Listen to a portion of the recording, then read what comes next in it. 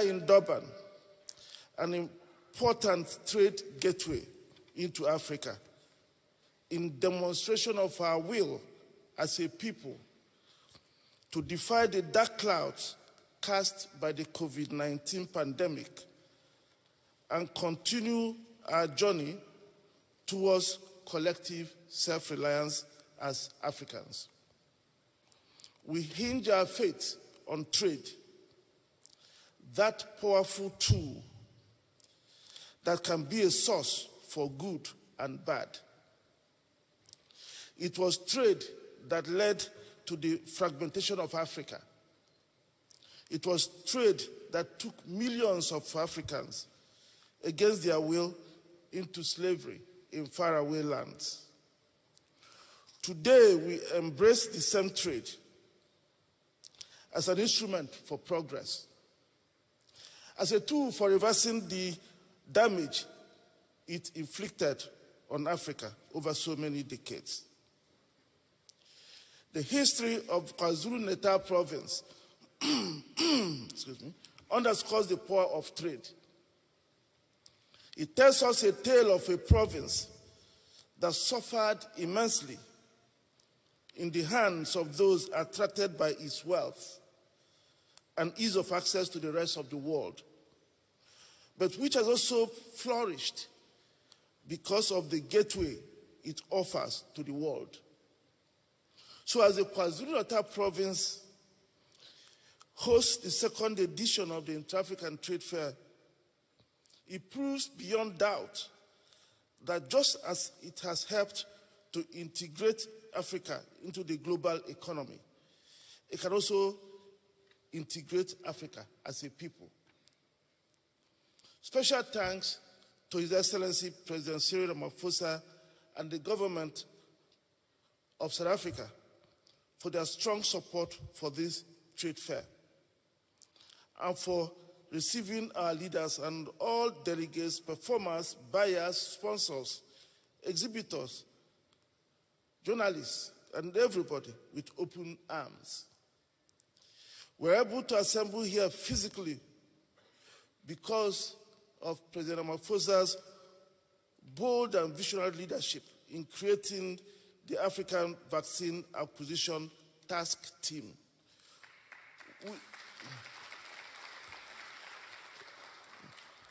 which has helped Africa to eventually begin to have meaningful access to COVID-19 vaccines. We also thank South Africans for the legendary hospitality shown to us since we arrived here. And to His Excellency Premier Zikalala of the great province of KwaZulu-Natal, his government and the people of KwaZulu-Natal, we express our profound appreciation for their warm welcome. You have received us all, many as we are, with open arms. We feel at home, not because of the beautiful rolling hills and grasslands that surround us, but because we find warmth in the hearts of the people. I would also like to join in welcoming Your Excellencies, heads of states and governments, and the Deputy Chairperson of the AU Commission, who is represented here today by Mr. Muchanga, for creating the time to be here despite their very busy schedules. Your presence is a resounding endorsement of the Inter-African trade as a tool for boosting regional integration.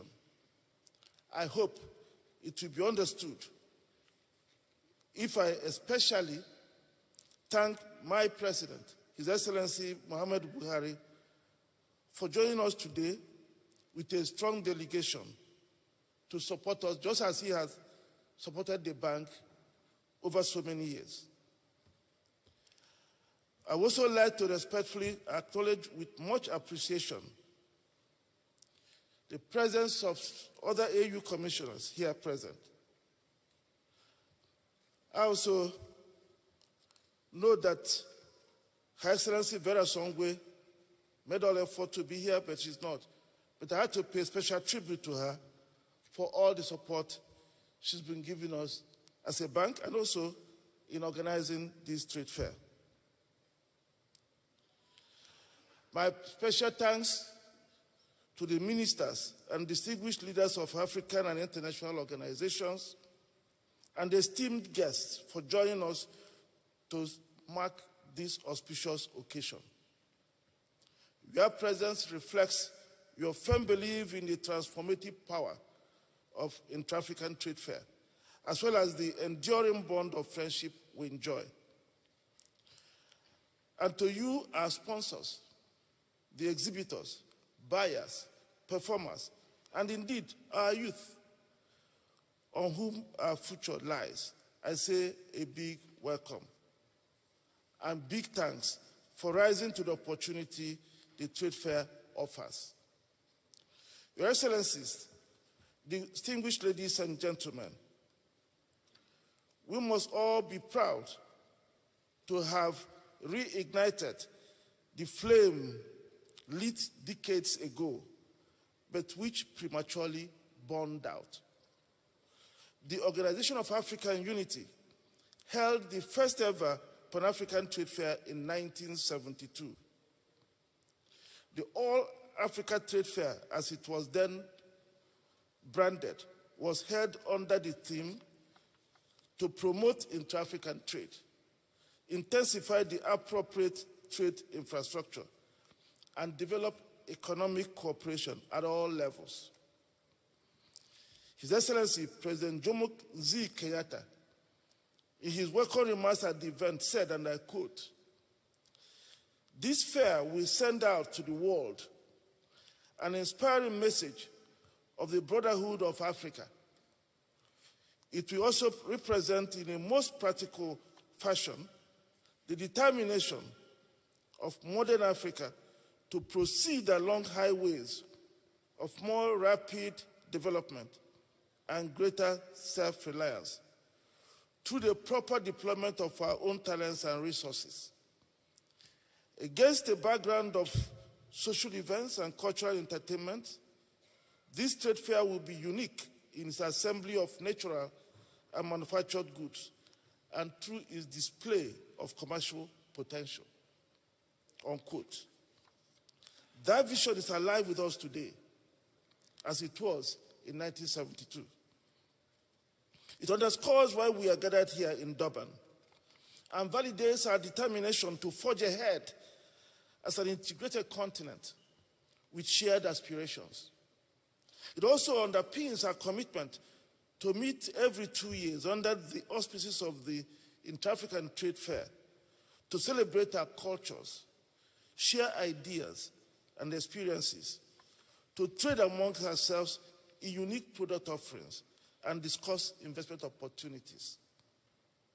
The Inter-African Trade Fair is a collaborative effort of Afreximbank, the African Union Commission, and the AFCFTA Secretariat, along with other key partners, including the African Development Bank, the UN Economic Commission for Africa, the Afro Champions Initiative, the Arab Bank for Economic Development in Africa, the International Islamic Trade Finance Corporation of the Islamic Development Bank, and the Arab Africa Trade Bridges Program, the World Trade Center Miami, the Pan-African Chamber of Commerce and Industry, Invest Africa, and AE Trade Group.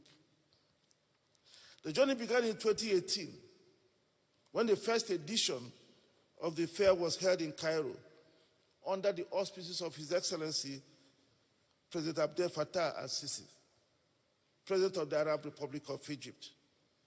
Your Excellency, the second edition was planned to hold last year in Kigali, Rwanda, but was postponed due to the ravages of the COVID-19 pandemic that affected the timely delivery of the brand new exhibition facility the government of Rwanda has set out to construct to host the event. In the end, it was agreed among all parties that given the importance of holding the trade fair in the year trade commenced under the AFCFTA, we needed to find another destination with ready infrastructure to host a fair of the size envisaged. The KwaZulu-Natal province, a contender to host the 2023 edition of the fair, rose to the challenge and stepped in as an alternate destination.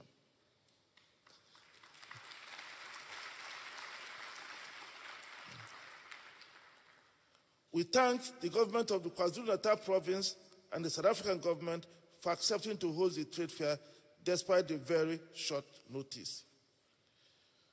Your Excellencies, distinguished ladies and gentlemen, it is now well known that one of the most potent strategies of colonialism was to deny us information about ourselves. That is why, despite over 6 decades of independence, Africa remains a continent of 55 fragmented nations. And I must add that the promise of the Africa Continental Free Trade Agreement will remain an illusion unless we reverse engineer the old colonial construct of perverse information flows. The Inter-African Trade Fair is a solid tool at our disposal to achieve that. The trade fair will open the African market to African businesses. It will enable us to build trust amongst ourselves, open investment opportunities that we never knew existed, and begin to foster the emergence of regional value chains. It is the trade information flow that the trade fair will facilitate that will bring down the 87,000 kilometers of borders that divide us today. It is a trade fair that can help us to begin to reverse some of the absurdities we see today in Africa's trade patterns, whereby many African countries import from outside Africa at a much higher cost the same products a neighboring African country exports to the world at a lower price. And this is why I said that the political act of signing the AFCFTA will not open borders, nor will it make Kenyan shoe manufacturers to buy their hides from Burundi around the corner, rather than from New Zealand thousands of miles away. Sloganeering and waving the AFCFTA flag are good for morale, but will not bring down the border between Nigeria and Benin Republic. Nor will it make it easier for an Egyptian coffee roaster to buy Ugandan coffee directly from Uganda instead of from Italy. Reversing these anomalies will require a deliberate effort to connect African buyers and sellers, deepen knowledge of Africans about their continent by facilitating least cost access to trade and investment information. Your Excellencies, this is what this event offers to Africa and its partners. We are fulfilling a key deliverable under the African Union's Boosting Inter-African Trade Initiative. Our proof of concept, the first Inter-African Trade Fair, which I referred to earlier, was a huge success. It attracted 1,100 exhibitors and about 7,000 participants from 45 countries, and facilitated the signature of deals worth about $32 billion. I'm pleased to inform you that about $25 billion of the deals signed during that trade fair have been implemented, with another $2.5 billion being processed, representing an incredible 83% success rate. Your Excellencies, beyond the numbers, the impact on real people has been humbling. For instance, a young Nigerian entrepreneur who participated in the 2018 trade fair, thanks to the Lumelu Foundation, was identified by Singaporean investors at the trade fair and now produces drones for agricultural purposes in Singapore.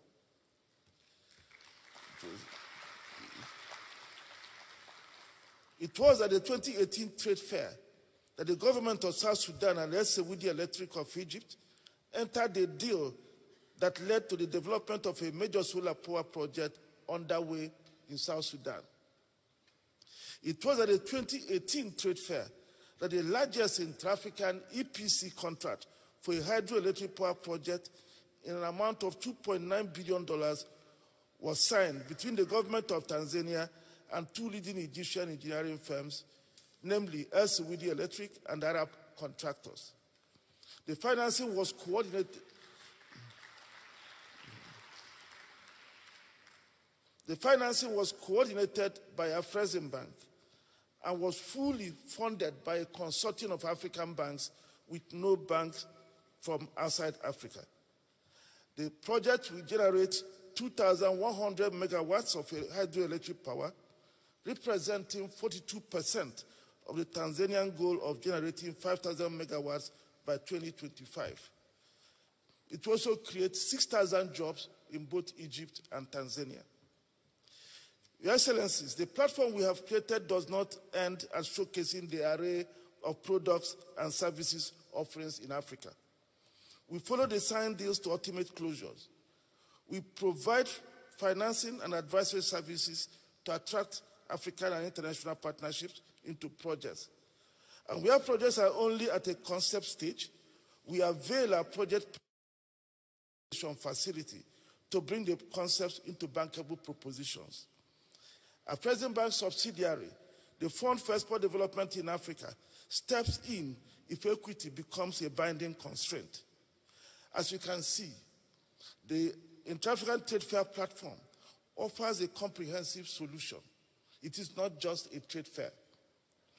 When you enter as an exhibitor, you become a member of that one family, under the umbrella of political support provided by the African Union, standing on the regulatory platform offered by the African Continental Free Trade Area Secretariat, propelled by the financial and ancillary services offered by Afreximbank and the numerous partners I already called out. And as we build the IATF forward together, we are reminded of the closing remarks of His Excellency, former President Olusegun Obasanjo, the chairman of the Advisory Council, at the 2018 edition of the Trade Fair.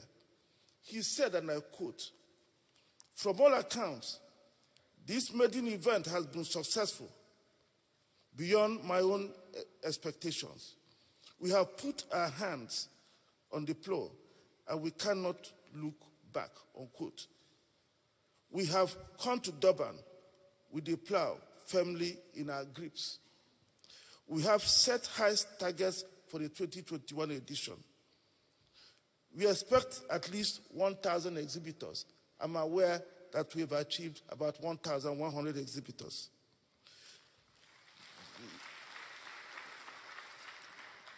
We expected 10,000 visitors. By the last time we checked, registrations are close to 11,000.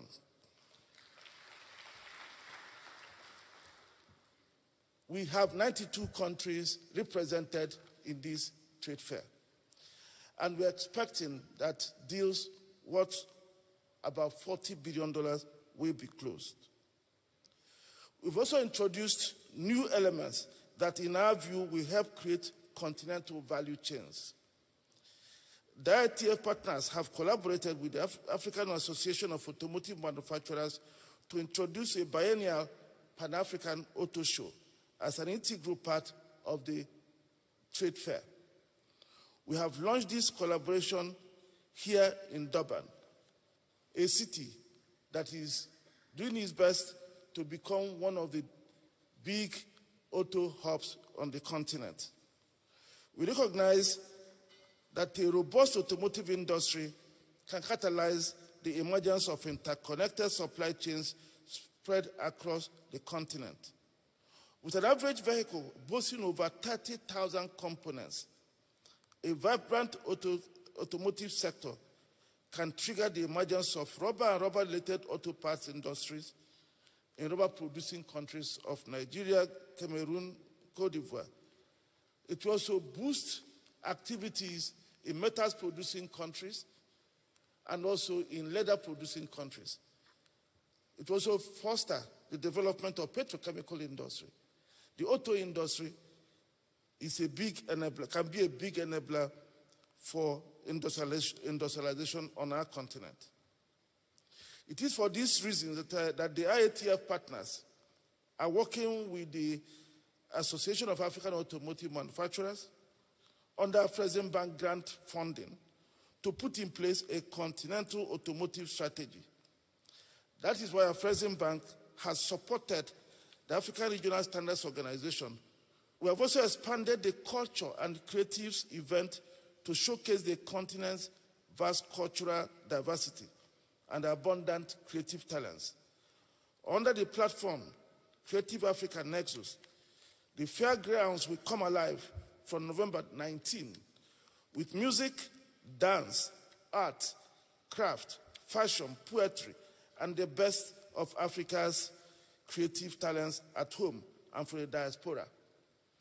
Cannes will expose young talents, offer capacity building, open market access, opportunities, and foster collaboration that can showcase the best of Africa.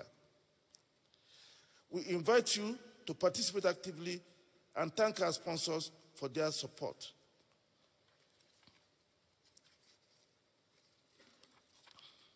Determined to prove, the pavilion will showcase the innovation of Africa's youth startups. We have invited venture capital and equity funds to interact with them and explore investment opportunities.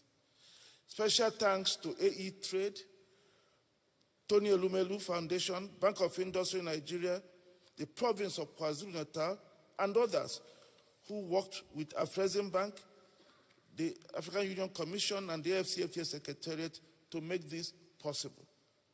You are welcome to visit the pavilion and interact with the more than 300 youths carefully selected from across Africa. That is the pavilion of the future, and you must not miss it. And consistent with the times, we are virtual. Some of you may recall that we launched the virtual trade fair in 2018 as an online add-on offering to those exhibiting physically. This year, some countries and exhibitors have chosen to exhibit virtually only. You are humbly reminded to visit the country pavilions and booths at the Iatf Virtual. And we've also introduced a sub-sovereigns conference to create a platform for subnational governments across Africa to interact and share ideas. We thank His Excellency Premier Zikalala for agreeing to host the Made-in Conference. We welcome the governors and premiers from across Africa who are here for that purpose. Your Excellencies, distinguished ladies and gentlemen, these new additions will complement the exhibitions and trade and investment conference that form the core of the Iatf offerings. And as I approach the end of my speech, I would like to draw our attention to a quote in a study conducted by 3 scholars just last year. Kramer, Sanders, and Ogube wrote, and I quote, "One reason to query expectations for intra-African trade is the dismally poor implementation record of regional integration agreements. Despite decades of negotiations and agreements within sub-regions and regional economic communities in Africa, intra-African trade remains a tiny proportion of the continent's overall trade. While African regional economic integration and greater intra-African trade may be rhetorically appealing on grounds of economic nationalism or South-South solidarity, as a blueprint for accelerated development, it is a fantasy," unquote. Your Excellencies, distinguished ladies and gentlemen, we must prove these and the very many naysayers wrong. We are already doing so. This fair is the starting point. And the other reasons why they are wrong. Today we have a strong and dynamic secretariat, AFCFTA secretariat, with knowledge and energy to drive AFCFTA agenda. There is an alignment with the AU. And importantly, Afreximbank is a vital partner in implementing the AFCFTA.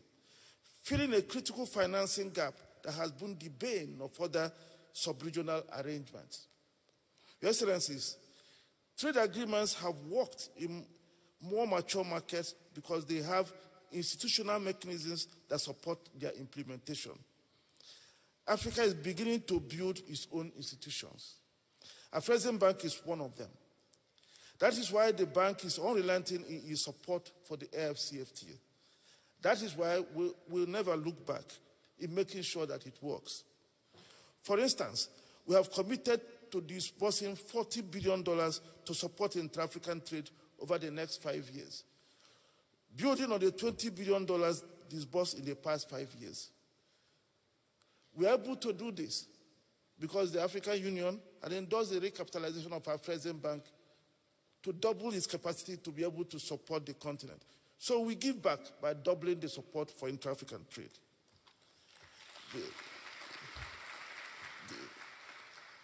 We're also providing letters of credit confirmation lines to African commercial banks to support regulated banks with aggregate lines of over $8 billion to support intra-regional trade through LC confirmations.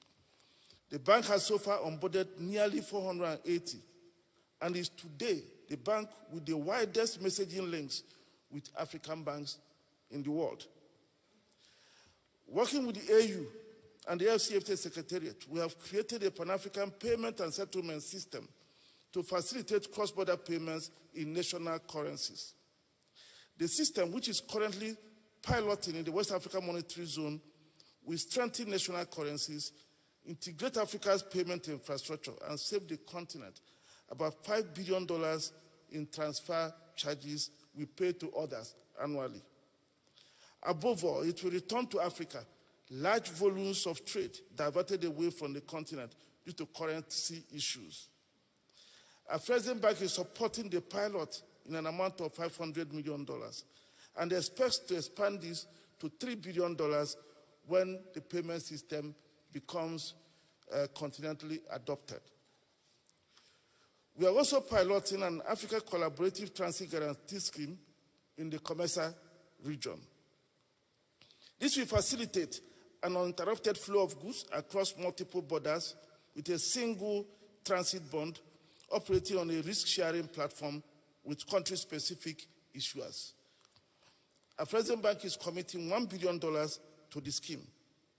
We emphasize that the scheme will save the continent about $300 million in transit costs annually. And with it, goods can move from Cape to Cairo seamlessly, saving time and costs.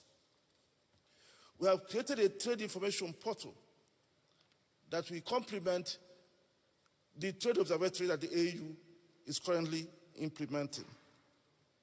This trade information portal is artificial intelligence enabled and is able to predict supply chains. A customer due diligence repository platform, also called a MASA platform, has been created to ease the cost of compliance and to restore investor confidence in and attract investments into Africa.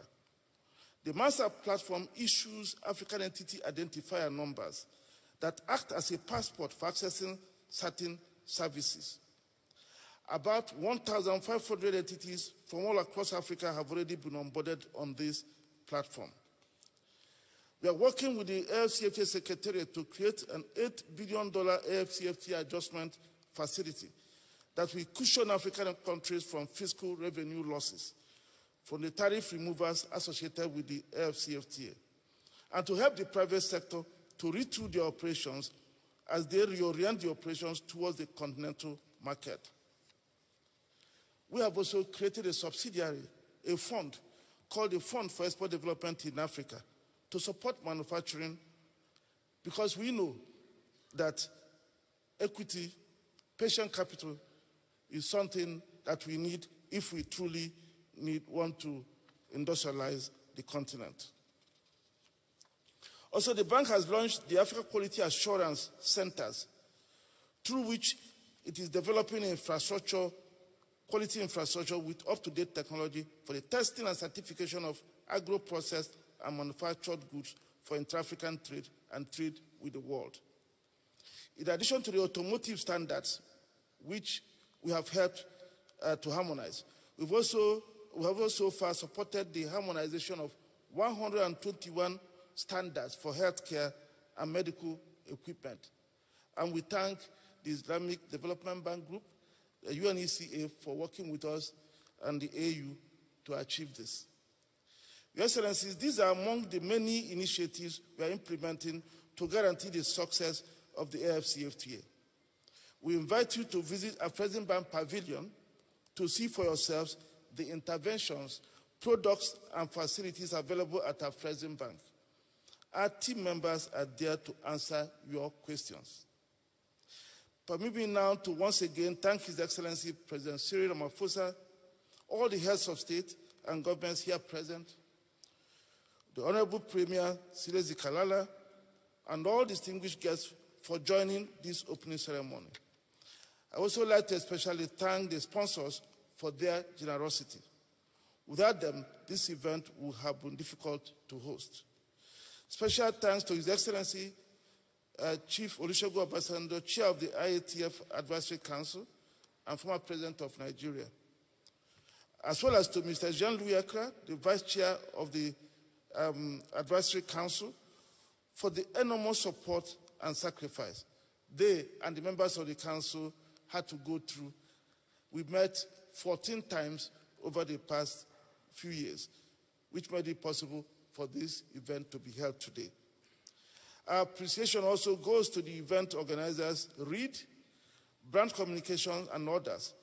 It's also time to recognize the hard work and sacrifice of our indefatigable IATF team, led by Mrs. Kanayo Awani, Managing Director of our Inter-African Trade Initiative, and the team at the KwaZulu-Natal province, who have worked with us day and night to make this event a possibility.